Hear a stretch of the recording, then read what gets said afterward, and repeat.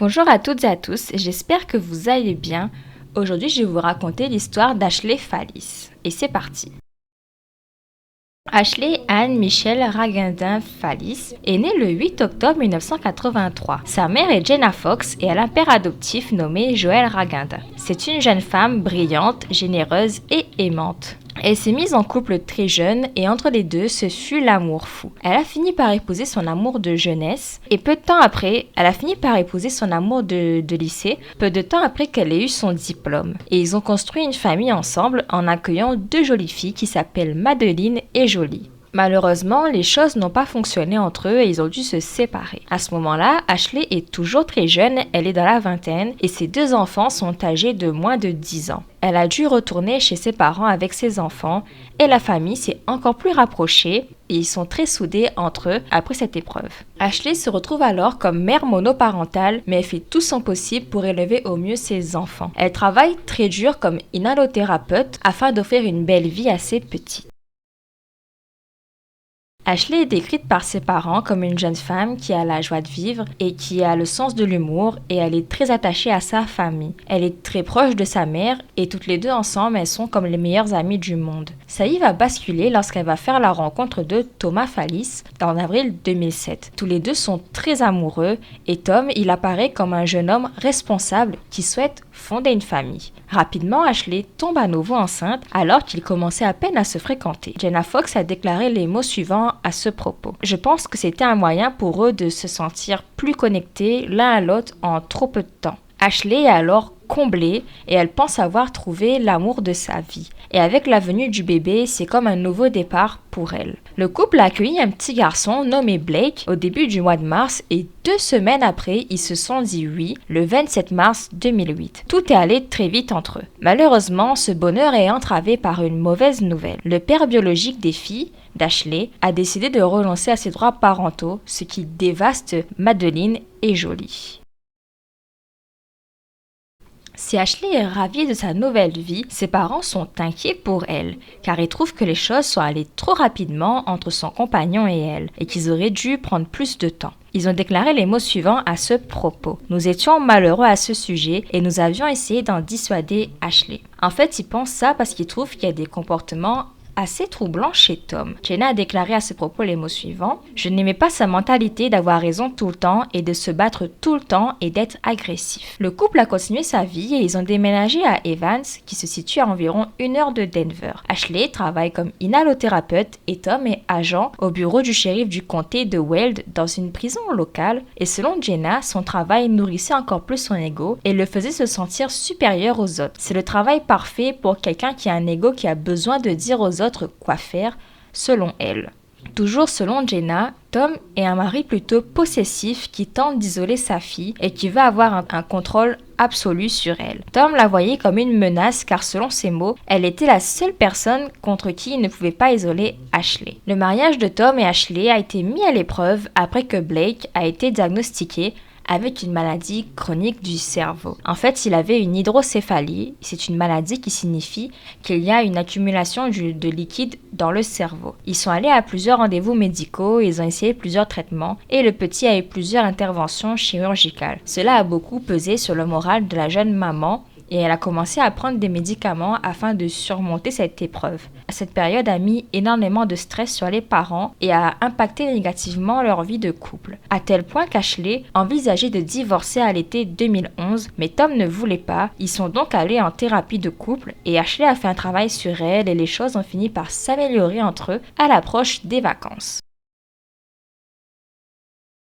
Nous sommes en 2011 et la famille d'Ashley s'apprête à fêter la nouvelle année ensemble. Ils ont organisé un repas pour la Saint-Sylvestre chez sa mère. Le couple est heureux et tout le monde danse, rigole et s'amuse beaucoup. Le couple a de quoi se réjouir car Ashley a récemment passé un test de grossesse et il s'est avéré positif. Mais plus tôt dans la journée, elle a eu des saignements. Et le lendemain, c'est le 1er janvier 2012 et toute la famille se retrouve chez le couple.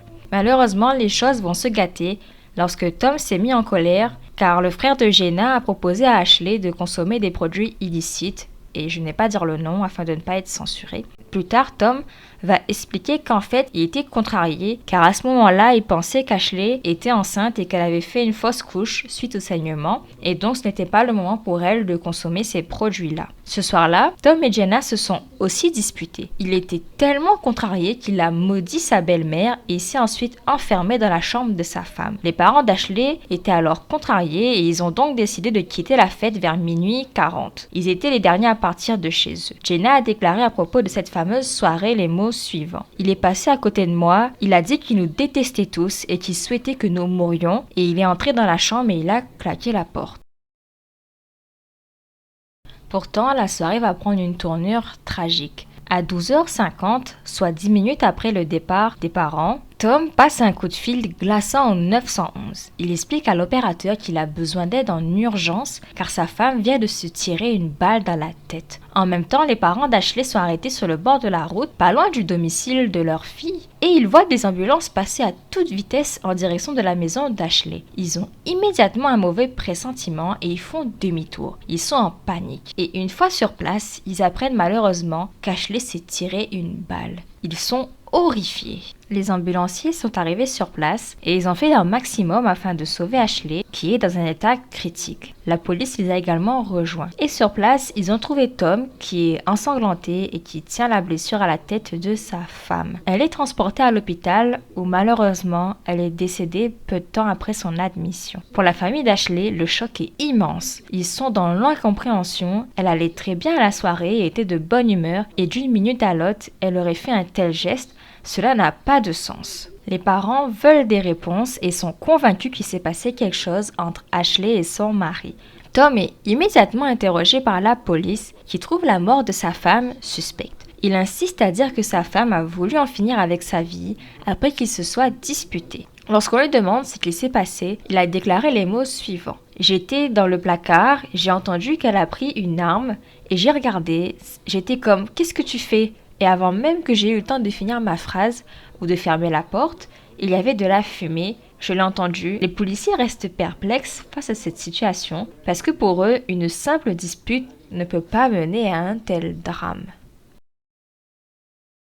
Selon Tom, Ashley avait déjà confié avoir des pensées négatives. Peu de temps avant sa mort, il lui est arrivé un événement tragique. Ashley a malheureusement fait une fausse couche et pense que cela l'a bouleversée et lui a donné envie d'en finir avec sa vie. Pourtant, Ashley s'est confiée plus tôt dans la soirée à propos de sa fausse couche à une collègue à elle, mais cette collègue a déclaré qu'au contraire, même si elle était bien sûr peinée d'avoir perdu son bébé, elle se sentait suffisamment forte pour aller de l'avant. Sa collègue a déclaré les mots suivants à propos d'Ashley. « J'ai eu l'impression qu'elle avait déjà sa belle famille, il semble que sa vie était déjà tracée, donc je ne pense pas qu'elle ait été dévastée d'avoir découvert qu'elle avait fait une fausse couche. » Pendant que Tom se fait interroger par la police, les parents d'Ashley affirment leurs soupçons à propos de leur gendre. Ils ont confié que cette soirée-là, Tom était furieux et que c'est dans un élan de colère qu'il a assassiné leur fille. Il est impensable pour eux que leur fille ait pu s'infliger cette peine. Ashley avait bien avancé dans sa vie, elle avait une jolie famille,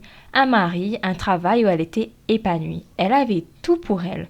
Ils ont déclaré les mots suivants. « Nous les avions vus 7 minutes auparavant. Elle allait tout à fait bien. Elle ne ferait rien de pareil. Mais ils ont toujours eu peur que Tom lui fasse du mal. » Le corps d'Ashley a été analysé par un médecin légiste afin d'identifier si sa mort est un acte volontaire ou criminel et il n'a rien trouvé d'incriminant. Ils se sont penchés sur sa santé mentale et ils ont découvert qu'Ashley était fragile mentalement. En fait, elle a eu un traitement, mais elle a cessé de le prendre lorsqu'elle a découvert qu'elle était enceinte. Et il faut savoir aussi qu'elle avait 2 membres de sa famille proche qui se sont ôtés la vie, donc il y avait des antécédents familiaux. Cela a suffi à la police pour croire qu'il n'y avait rien d'anormal dans la mort de la jeune maman.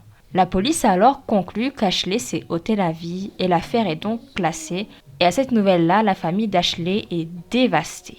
Tom déménage alors dans l'Indiana avec ses enfants afin de prendre un nouveau départ et il retourne aussi à l'université et tout se passe bien pour lui. Pourtant, 2 ans après, en avril 2014, l'affaire va connaître un rebondissement.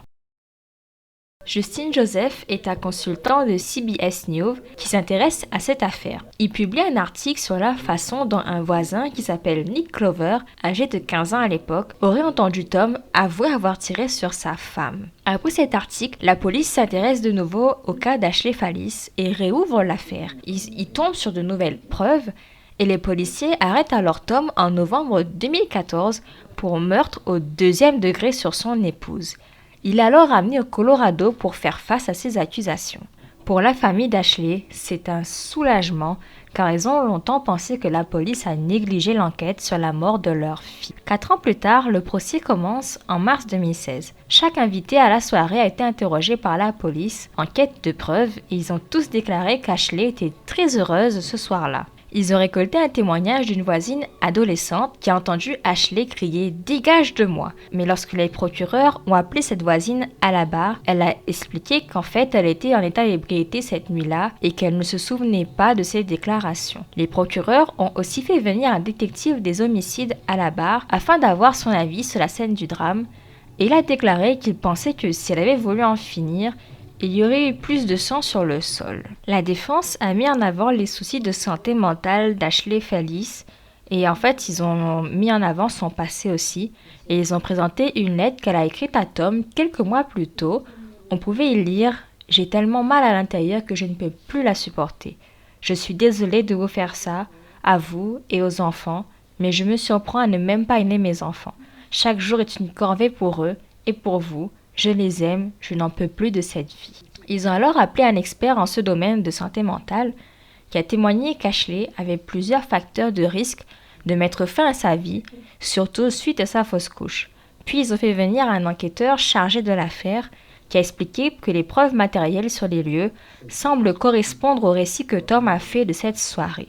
Ils ont aussi dit que l'angle de la blessure par balle laisse penser que c'est bien Ashley qui a tiré avec l'arme. En fait, il y avait peu de preuves pour un meurtre, il a donc fallu moins de 4 heures à un jury pour donner son verdict. Tom est donc reconnu non coupable. La famille d'Ashley est dévastée par cette nouvelle et ils ont poursuivi plusieurs enquêteurs liés à l'affaire, mais cela a été classé sans suite en 2017. C'est tout pour la triste affaire d'Ashley Fallis qui s'est éteinte après une soirée en famille.